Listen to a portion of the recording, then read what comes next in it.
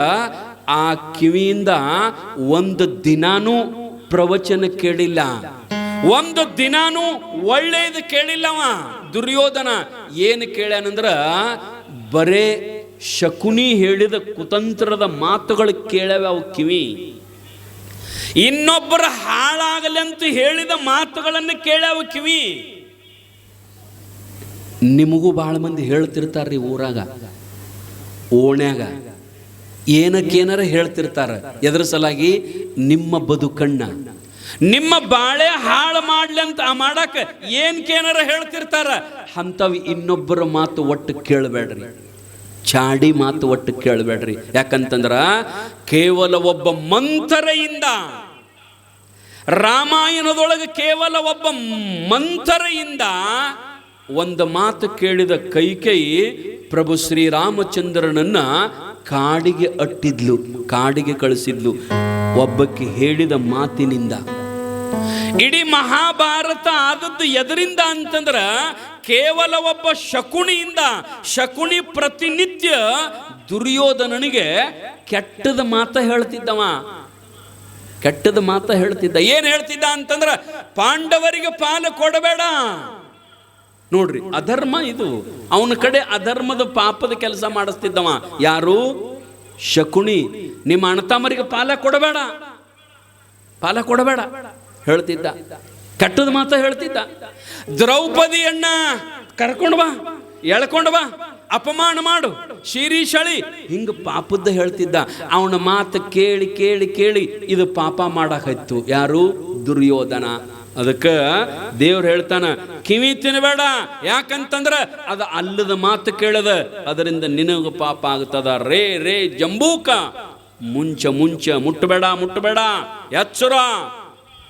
ಆಗ ನರಿ ಹೇಳ್ತಂತೆ, ಏನ್ ಹೇಳ್ತಂದ್ರ ಮತ್ತ ಒಂದಿಟ್ಟು ಕೈಯರ ತಿಂತನಲ್ಲ, ಒಂದು ಬಳ್ಳರ ತಿಂದು ಹೊಕ್ಕಣ್ಣ ಅಂತಂದಾಗ ಮತ್ತ ಆಕಾಶವಾಣಿ ಹೇಳ್ತದ ಹಸ್ತೌ ದಾನ ವಿವರ್ಜಿತೌ.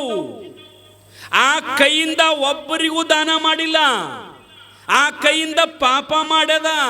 ಆ ಕೈಯ ಇನ್ನೊಬ್ಬ ಹೆಣ್ಣು ಮಗಳ ಪರಸ್ತ್ರೀಯ ಸೀರೆಯನ್ನು ಜಗ್ಗ್ಯದ. ಕೈ ತಿನ್ನಬೇಡ.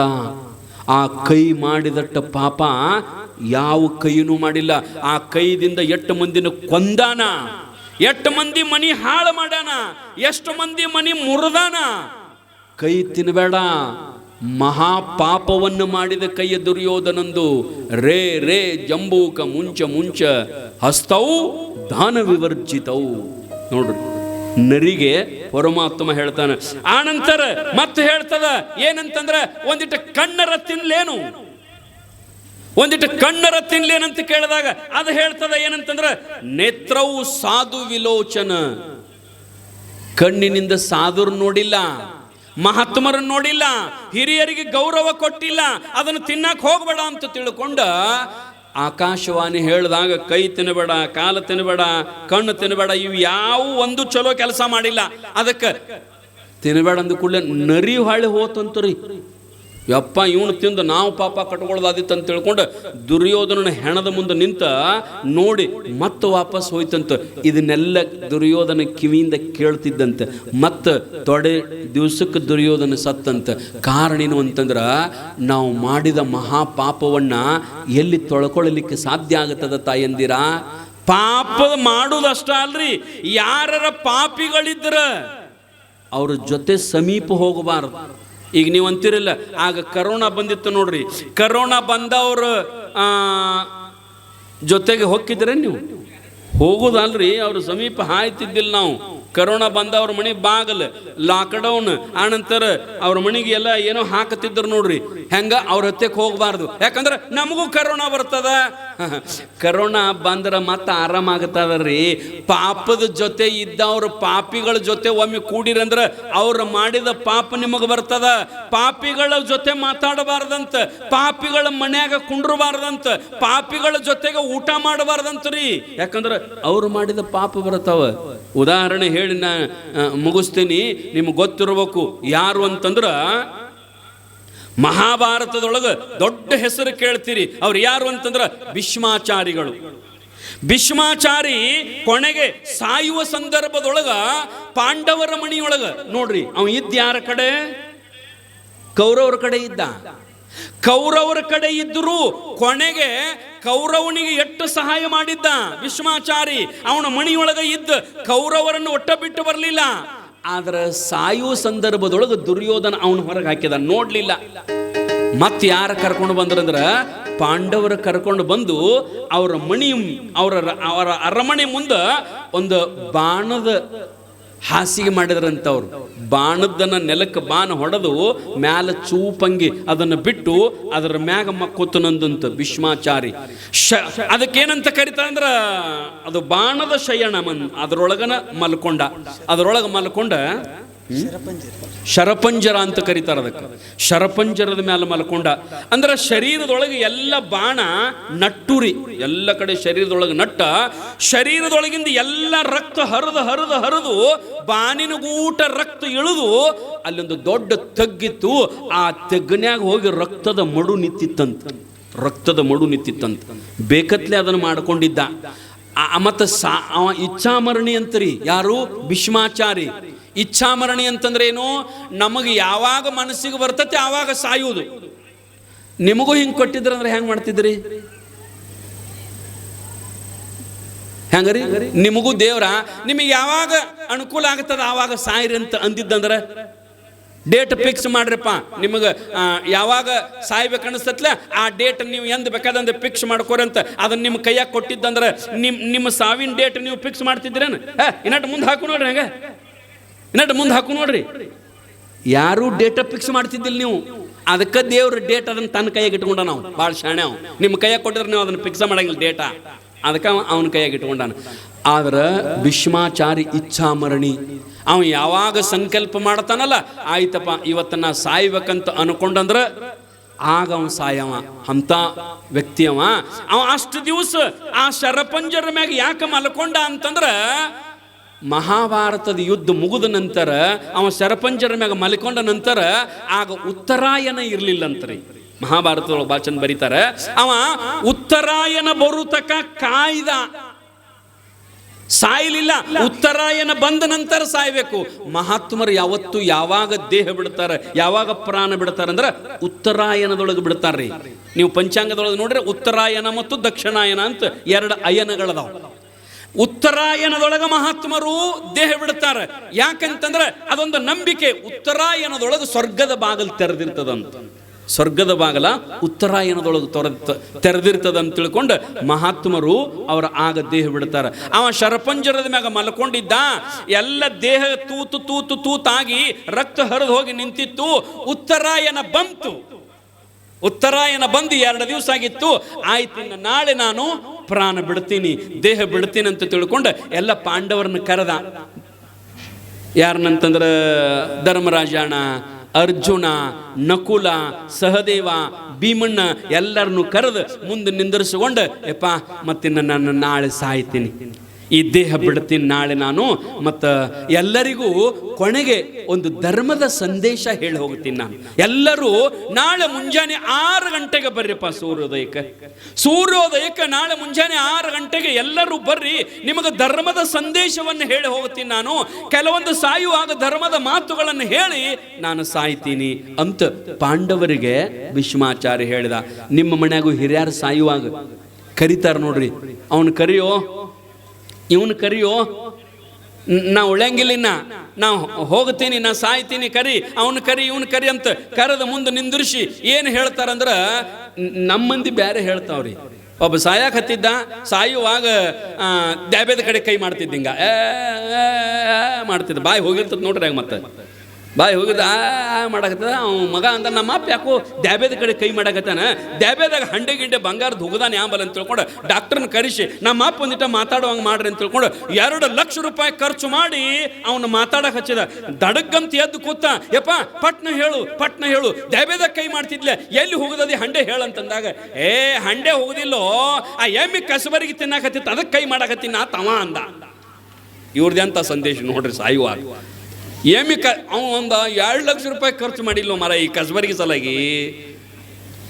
ಯಪ್ಪ, ನಮ್ಮ ಪ್ರಾಣ ಹೋಗುವಾಗ ಮಕ್ಕಳನ್ನು ಮುಂದೆ ಕರೆದ ಅವರಿಗೆ ಸಂದೇಶ ಹೇಳ್ಬೇಕು. ಯಪ್ಪ, ಮಗನೇ ನಾನು ಸಾಯ್ತೀನಿ, ನಾ ಸತ್ತ ನಂತರ ಈ ಊರೊಳಗೆ ನೀ ಹೆಂಗೆ ಬಾಳೆ ಮಾಡ್ಬೇಕಂದ್ರೆ ಯಾರೂ ನಿನ್ನ ಕಡೆ ಕೈ ತೋರಿಸಿ ಇವ ಸುಮಾರದಾನಂತ ಎಂದೂ ಅಂದಿರಬಾರದು. ಯಾರು ಹಸಿ ತಪ್ಪಲ ಮೇಲೆ ಕಾಲಿಡಬೇಡ, ಅನ್ಯಾಯ ಮಾಡಬೇಡ, ಅಧರ್ಮ ಮಾಡಬೇಡ, ಪರಸ್ತ್ರೀಯರನ್ನ ಕಣ್ಣೆತ್ತಿ ನೋಡಬೇಡ, ಅಲ್ಲದ ಕೆಲಸ ಮಾಡಬೇಡ, ಅಪಮಾನಿತನಾಗಿ ಬದುಕಬೇಡ, ಹಿರಿಯರಿಗೆ ಗೌರವ ಕೊಡು, ಸಂಬಂಧಿಕರನ್ನ ಕೈ ಬಿಡಬೇಡ.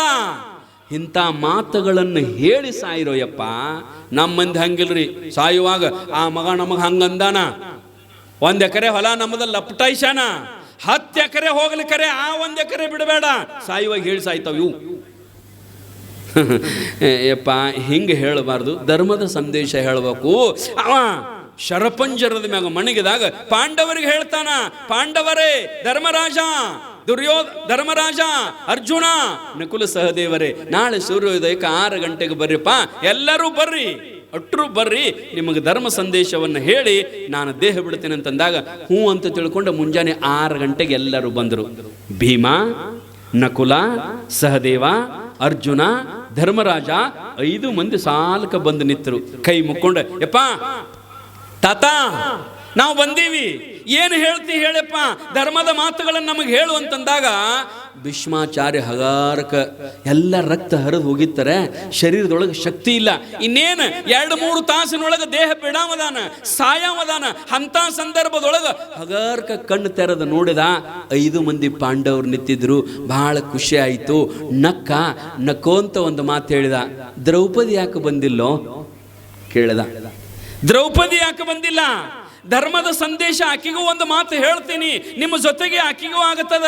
ಹೇ ಧರ್ಮ, ನಿನ್ನ ಹೆಂಡತಿಯನ್ನು ಕರ್ಕೊಂಡು ಬಾರೋ, ಆಕಿನೂ ಧರ್ಮದ ಮಾತುಗಳನ್ನು ಕೇಳಿ ಅಂತಂದಾಗ ಹ್ಞೂ ಯಪ್ಪ, ಹ್ಞೂ ತಾತ ಅಂತ ತಿಳ್ಕೊಂಡು ಓಡಿ ಹೋದ, ಅಡಿಗೆ ಮನೆಗೆ ಹೋದ. ದ್ರೌಪದಿ ಕೆಲಸ ಮಾಡಾಕತ್ತಿದ್ಲು. ಆಗ ಧರ್ಮರಾಜ ಹೇಳ್ತಾನ ಏನಂತಂದ್ರ, ನಿನ್ನ ಕರ್ಯಾಕತ್ತಾನ, ತಾತ ಕರ್ಯಾಕತ್ತಾನ, ಭೀಷ್ಮಾಚಾರ್ಯರು ಕರ್ಯಾಕತ್ತಾರ, ಅವ್ರ ಪ್ರಾಣ ಬಿಡ್ತಾರಂತ, ದೇಹ ಬಿಡ್ತಾರಂತ. ದೇಹ ಬಿಡುವಾಗ ನಮಗೆಲ್ಲರಿಗೂ ಧರ್ಮದ ಮಾತುಗಳನ್ನು ಹೇಳ್ತಾರಂತ, ನೀನು ಬಾ ಅಂತ ಕರ್ಯಾಕತ್ತಾರ, ಬಾ ಅಂತಂದಾಗ ದ್ರೌಪದಿ ಅಲ್ಲೇ ನಿಂತ ಕೊಕಾಡಿಸಿ ನಗಾಕತ್ತೇಳಂತ್ರಿ. ಭಾಳ ನಗಿ ಬಂತಂತ ದ್ರೌಪದಿ ನಗಿ ಭಾಳ ಕೆಟ್ಟ್ರಿ. ಆಕಿದಟ್ಟ ಅಲ್ಲ, ಹೆಣ್ಮಕ್ಕಳು ಭಾಳ ನಗಬಾರದು, ಅದು ಬಾಗಲು ಹೊರಗೆ ನಿಂತು ಓಣ್ಯಾಗ ನಿಂತು ನಗಬಾರ್ದಂತ ನಮ್ಮ ಹಿಂದಿನ ಹಿರಿಯರು ಹೇಳಿದ ಪದ್ಧತಿ ಹೇಳ್ತೀನಿ ನಾನು ನಿಮಗೆ, ಉಳಿದದ್ದೇನಿಲ್ಲ. ಆ ರೀತಿಯೊಳಗೆ ದ್ರೌಪದಿ ಹಿಂಗೆ ನಕ್ಕಳಲ್ಲ, ಆ ನಗು ಅಡಿಗೆ ಮನ್ಯಾಗ ನಕ್ಕದ ನಗಿ ಇಲ್ಲಿ ಹೊರಗೇನು ಸರಪಂಜರ ಮ್ಯಾಗ ಮಣಗಿದ್ದಲ್ಲ ಇವಾಗ ಕೇಳಕೈತತ್ರಿ ಭೀಷ್ಮಾಚಾರಿಗೆ. ಅಟ್ಟು ನಕ್ಕಳೋಕೆ ನಕ್ಕ ಕಡಿಕ ಧರ್ಮರಾಜ ಹೇಳಿದ್ಲು, ಹೋಗ್ ಏನ್ ಹೇಳ್ತಾನ ಧರ್ಮದ ಸಂದೇಶ ನೀವ ಹೋಗಿ ಕೇಳ್ರಿ, ನಾ ಏನು ಬರಂಗಿಲ್ಲ ಅಂದ್ಲಕ್ಕಿ. ಅವ ಧರ್ಮರಾಜ ಹಂಗ ಬಂದು ಹೇಳ್ದ, ಬರಂಗಿಲ್ಲ ತಕ್ಕಿ ನಮಗಟ್ಟ ಹೇಳು. ಅವ ಅಂದ ಬರ್ಲಿಕ್ಕೆ ಬಿಡುವಳಕತ್ತ, ನಾನು ಧರ್ಮದ ಮಾತುಗಳನ್ನು ಹೇಳ್ತಾನೆ ಬಾ ಅಂತ ನೀ ಏನು ಕರೆದಿಲ್ಲ. ಆಕೆ ನಕ್ಕಳ್ಯಾಕ? ನಾ ಏನು ಹಾಸ್ಯ ಹೇಳೇನಿ ಆಕಿಗೆ? ನಾ ಏನು ನಗು ಮಾತು ಹೇಳೀನಿ? ಅಲ್ಲ, ಧರ್ಮದ ಮಾತುಗಳು ಹೇಳ್ತಾನಂದ್ರ ನಕ್ಕಳೆ ಯಾಕಿ?